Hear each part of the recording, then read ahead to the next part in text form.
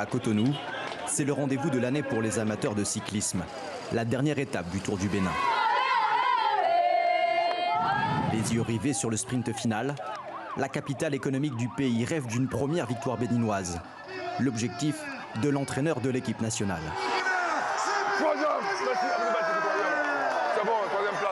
La première place leur échappe. Mais ce podium de Bachiki Idrissou sonne comme une victoire. Bachiki, super bien, super bien. C'est pire. Vous imaginez, il fait sprint, il vient en troisième position devant de très grands coureurs comme Domopol. C'est salutaire pour un coureur comme lui.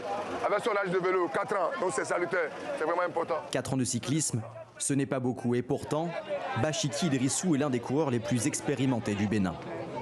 Un collectif débutant qui parvient tout de même à terminer deuxième du classement par équipe devant la Côte d'Ivoire et le Sénégal. Un tour de force prometteur pour un pays où le cyclisme commence tout juste à se développer. Petit plateau. Ce club, par exemple, a été créé en 2017. Et avec 12 licenciés, c'est déjà le plus grand et le plus performant du pays.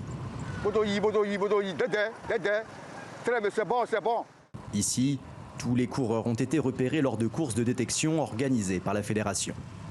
Et malgré les équipements rudimentaires et les routes cabossées sur lesquelles il faut slalomer pour éviter les trous, certains nourrissent de grands espoirs, comme Honoré Kinouezan, 1 an de cyclisme dans les jambes et déjà membre de l'équipe nationale. Mon objectif actuel, c'est d'être le premier Béninois qui a pu participer pour le Tour de France, d'écrire mon nom comme les Peter Sagan, les Julien Alaphilippe. Mais faire du cyclisme au Bénin relève du parcours du combattant.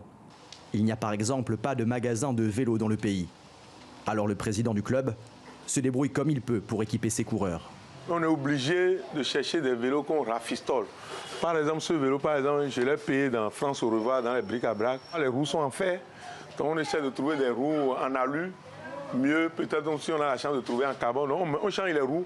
Parfois, c'est la potence qui est une vieille potence vétuste, on change la potence. Parfois, les fourches aussi qui sont en courbe là, on trouve les fourches droites. C'est le cas de ce vélo par exemple. Vous voyez, ça n'a même pas la même couleur. Le Bénin ne compte aujourd'hui que 250 licenciés à travers tout le pays. Mais Lambert Cézonou en est convaincu, le pays a un potentiel énorme qu'il reste à exploiter.